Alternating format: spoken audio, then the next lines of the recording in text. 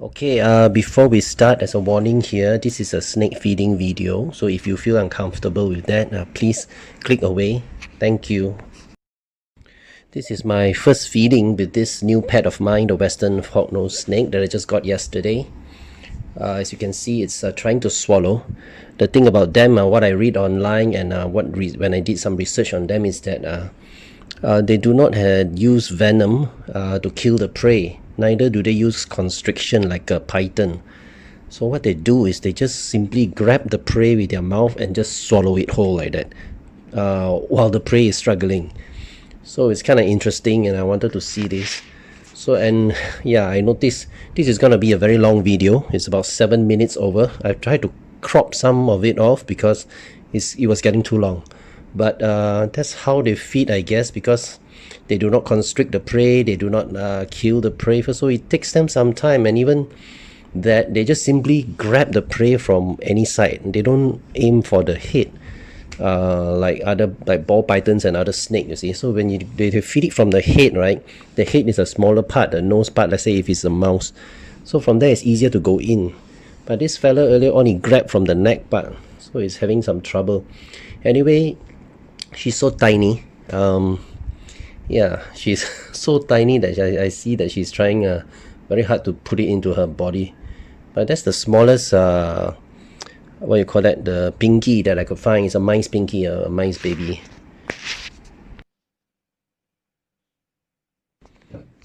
She's trying to pull the pinky mice away because just now I used the tweezer to try to pluck out some of the aspen bedding that was stuck to the pinky mouse. I didn't want her to swallow that, so I think she's worried I'm stealing her food. Ayo, cute little fella. There you see. So he's trying to retreat behind the stone. Well, at least she's still strong enough to drag the pinky mice away. Yeah.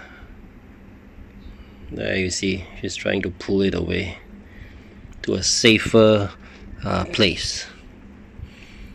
So anyway, for non-snake keepers, I'm also very new to this. So anyway, what I found out was that these were found in western United States of America, and they usually like to hide under detritus, under the sand, under leaves and all these things.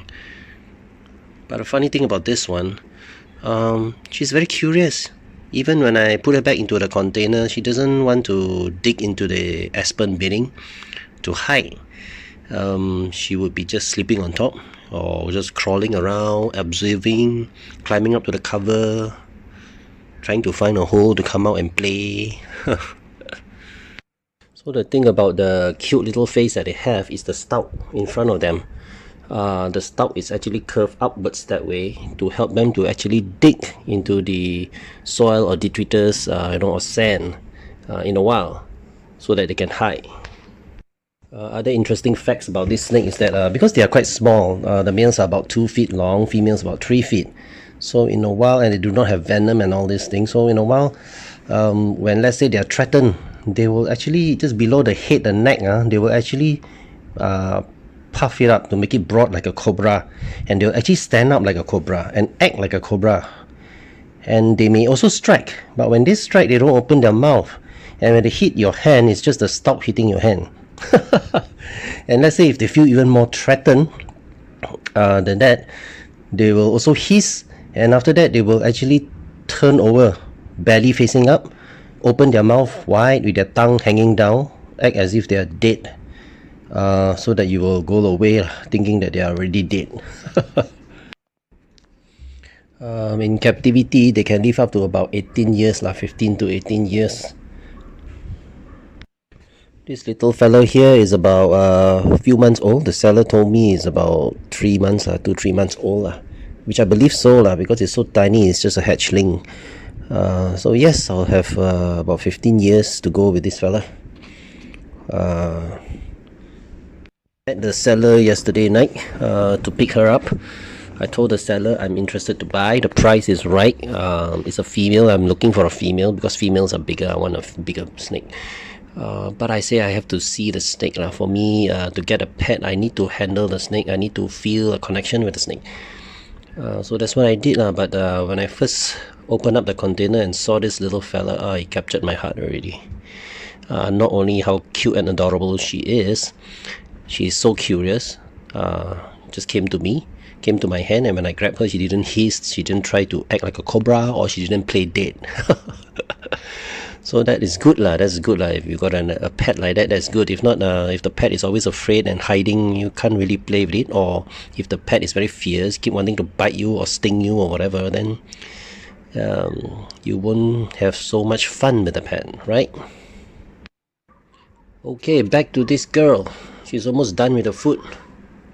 Her food, I mean, not food.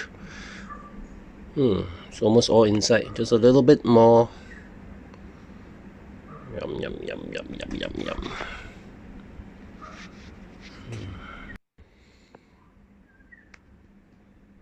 Last mouthful, come on. Yep, all in now.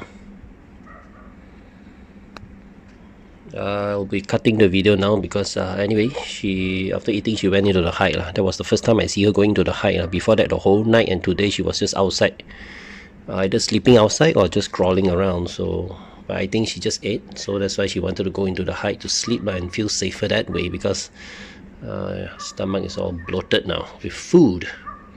Yes, so you're looking, saying thank you. Yes, that was nice, wasn't it? Well, okay.